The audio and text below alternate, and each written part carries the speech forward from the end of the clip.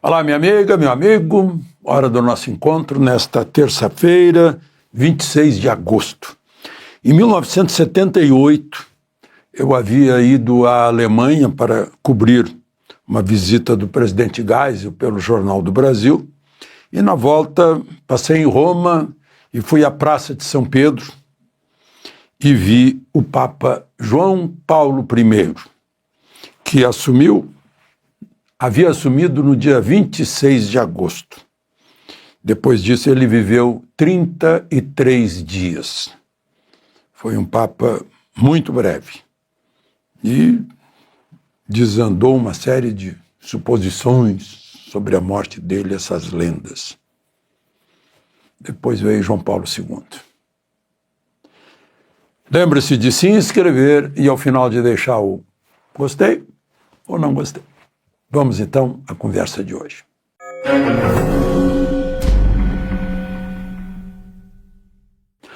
Primeiro assunto de hoje é agora Polícia Penal Federal para impedir que Bolsonaro fuja da casa dele.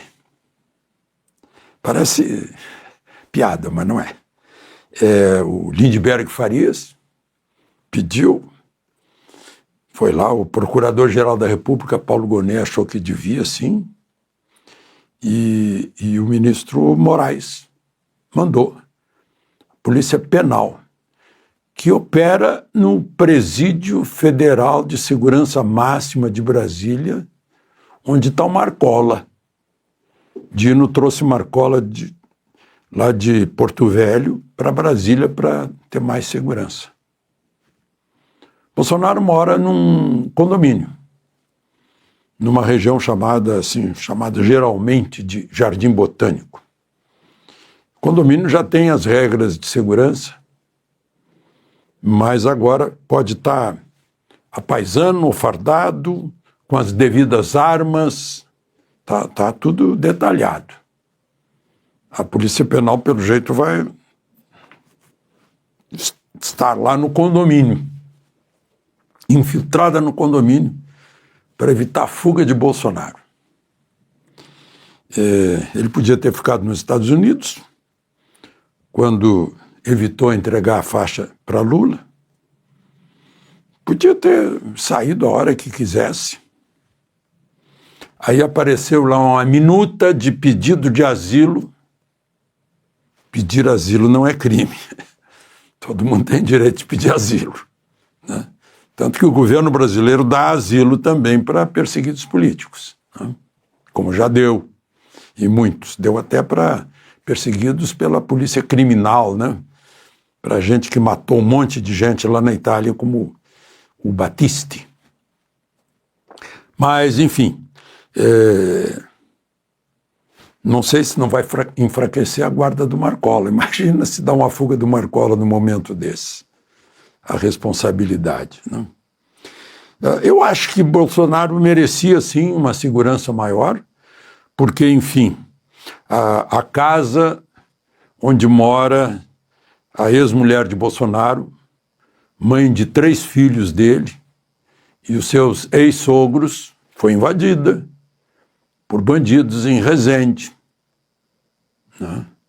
Bolsonaro foi atacado ninguém sabe, estimulado por quem, né? Pelo o Adélio Bispo, que tentou matá-lo. Então, a vida dele também está sob perigo, risco, né? Mas, bom, segundo assunto, o ministro Flávio Dino, a pedido do deputado do PL lá de Mato Grosso do Sul, Marcos Polon, deu 10 dias para um presidente de poder. Flávio Dino não é presidente de poder. Deu 10 dias para o presidente da Câmara, Hugo Mota, explicar por que a urgência, como foi a aprovação do que estão chamando agora de o ECA digital, que é aquele projeto de lei que o editorial do Estadão diz que foi aprovado às correrias, às pressas, de modo irresponsável, com a tentativa de Mota de desviar para encaixar censura lá dentro. Projeto de lei que agora está no Senado, está nas mãos do Senado por os devidos pingos nos is. Né? Foi apressado, foi populista, como diz o editorial do Estadão. Né? Mas um presidente de poder vai ter que explicar para o ministro do Supremo, um presidente de poder que teve votos dos seus eleitores e voto do seu poder, da sua Câmara de Deputados. Vai ter que explicar como foi que ele fez a tramitação de urgência e aprovação em votação simbólica, que significa que as lideranças estão ali, mas se manifestam e vai por isso mesmo. Tem um mérito, sim, mas tem essa coisa estranha, né, dos poderes independentes, que tem que ser harmônicos e que tem que ter pesos e contrapesos. O Senado é peso zero, né? O Senado é peso zero, com os presidentes que tem, que seguram qualquer tentativa de correção do outro poder, como está na Constituição. É um poder que tem o Senado. Se alguém não está cumprindo o juramento de defender, guardar e cumprir a Constituição, e se é guarda da Constituição, como estabelece a própria Constituição, isso até é uma agravante. Não? Mas, enfim, esse é o caso. Né? Agora, uma pergunta sobre esses últimos 40 anos. Por que nós deixamos que a TV tivesse programas erotizando crianças, adultizando crianças, para usar o termo? Hoje de manhã eu ouvi do meu amigo jornalista brilhante, Rogério Mendelski, lá na Guaíba, dizer que adultização é uma glamorização de pedofilia.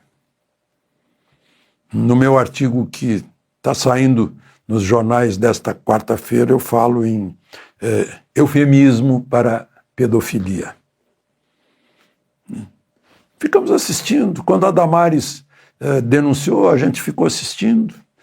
Quando a Antônia Fontenelle denunciou, nós ficamos assistindo. Só nos mobilizamos porque o Felca deu uma chance para a gente aproveitar e botar censura. Aliás, é uma incrível censura em que se terceiriza a censura, que está proibida pela Constituição, mas se terceiriza e se privatiza, entregando às Big Techs, né, a decisão. Bom, esse projeto pelo menos diz que a parte interessada ou o Ministério Público é que deve impedir a retirada de atos de pedofilia ou similares.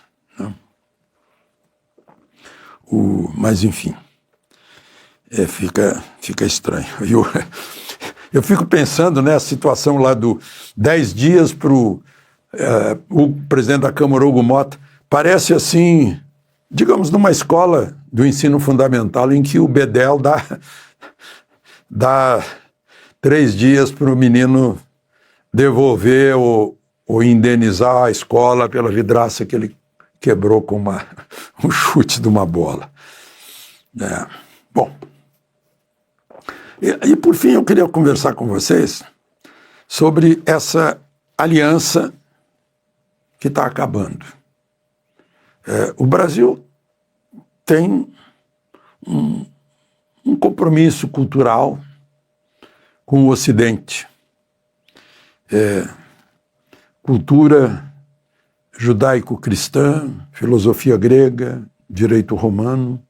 A gente está praticamente cortando relações com Israel. Israel não vai mais mandar embaixador para cá.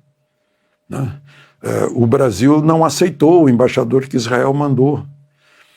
Israel já tinha declarado Lula persona non grata, porque retirou o Brasil daquela aliança de memória do Holocausto, vale dizer negacionismo, negando o Holocausto, e tomou partido do Hamas nessa disputa lá, disputa não, depois que o Hamas entrou em Israel para assassinar jovens israelenses que estavam numa festa, né? Assassinar e levar reféns. Depois Israel entrou na faixa de Gaza para resgatar reféns, e até hoje está isso. Estamos praticamente afastados dos Estados Unidos, vale dizer, nos afastando daqueles com os quais fazíamos exercícios marítimos no Oceano Atlântico Sul, OTAN. Vocês sabem quantas ilhas britânicas fazem um rosário em torno do Brasil? E por isso a Marinha Brasileira faz exercícios com a Marinha Britânica, com a Marinha, com navios da OTAN. 8. Ascensão, Santa Helena, Falklands, Geórgias do Sul, Sandwich do Sul, Tristão da Cunha, eu estou esquecendo mais 2, Gonçalo Álvares, Órcadas do Sul. Tudo isso é ilha britânica, no nosso Atlântico Sul, que tem forças da OTAN, que vão, de certa forma, nos garantir contra a pirataria do nosso petróleo na plataforma também, graças a essa aliança. Agora mesmo romperam, foi suspenso um exercício combinado, a Operação Formosa. Eu mostrei aqui o avião indo embora de Brasília.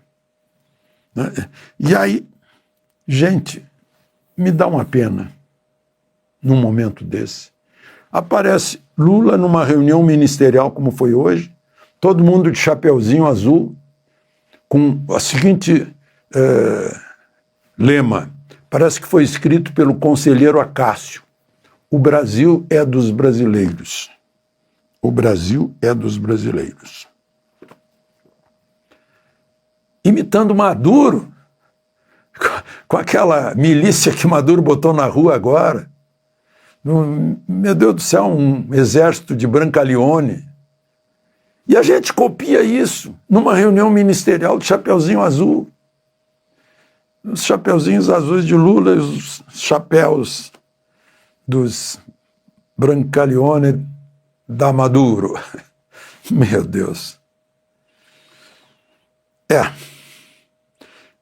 A escolinha do professor Raimundo era menos risível. De Brasília, Alexandre Garcia.